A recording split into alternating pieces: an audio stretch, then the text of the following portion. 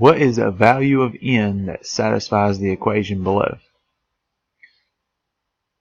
Alright, you'll notice that it says, what is a value of n?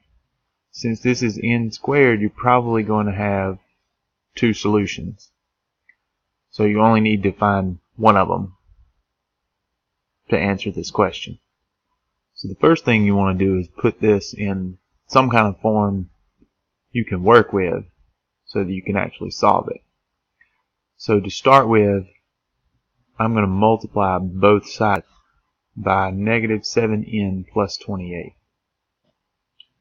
What that does is cancels out over here,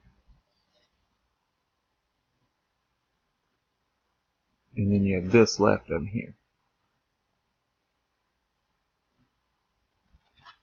Now this is a no calculator section, so you're going to have to multiply 4 times 28 either in your head or you can write it out.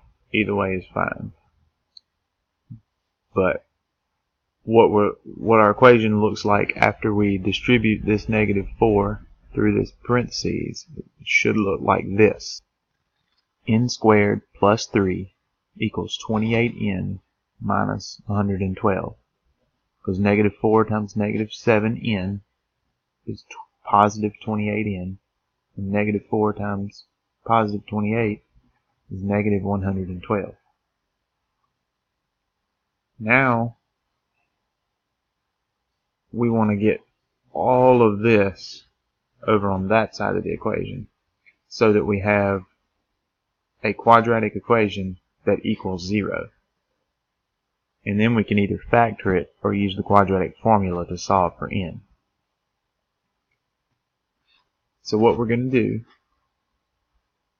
is we're going to subtract 28n from both sides and add 112 to both sides at the same time. So that'll look like this. So then this cancels and this cancels, leaving us with 0 on this side. And then this side of the equation will look like this. You've got your n squared, you've got your minus 28n, and then 3 plus 112 equals 115. So now we can either factor this or use the quadratic formula. I'm going to factor it. So we need two numbers that multiply to positive 115 and add to negative 28. Those two numbers are negative 23 and negative 5.